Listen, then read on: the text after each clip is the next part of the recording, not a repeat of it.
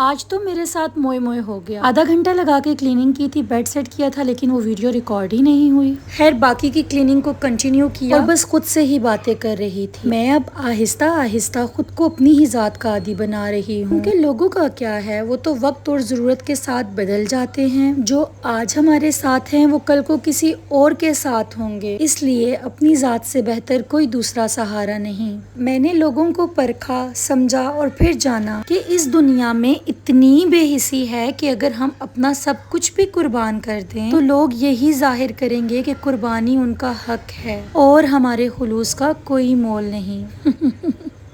ہم کسی کے لیے بھی اہم نہیں ہوتے، یہ سب ہمارے وہم کا کھیل ہے۔ اگر ہم اچانک کہیں غائب ہو جائیں تو کوئی ہمارا منتظر نہیں رہے گا، یہاں کوئی کسی کے واسطے منتظر نہیں رہتا۔ لوگ اور چیزیں اتنی تیزی سے ہماری جگہ کو بھر دیتی ہیں کہ اگر ہم کبھی غلطی سے لوٹ کر بھی واپس آ جائیں تو خود کا آنا خود پر ہی بھاری گزرنے لگتا ہے۔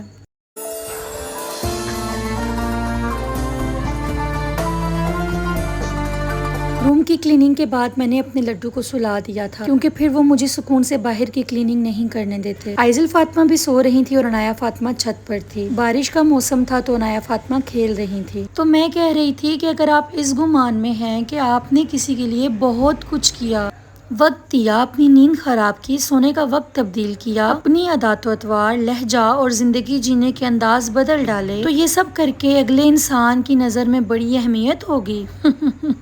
تو جی مبارکباد وصول کریں، ایسا کچھ بھی نہیں ہے، آپ صرف استعمال کیے گئے ہیں۔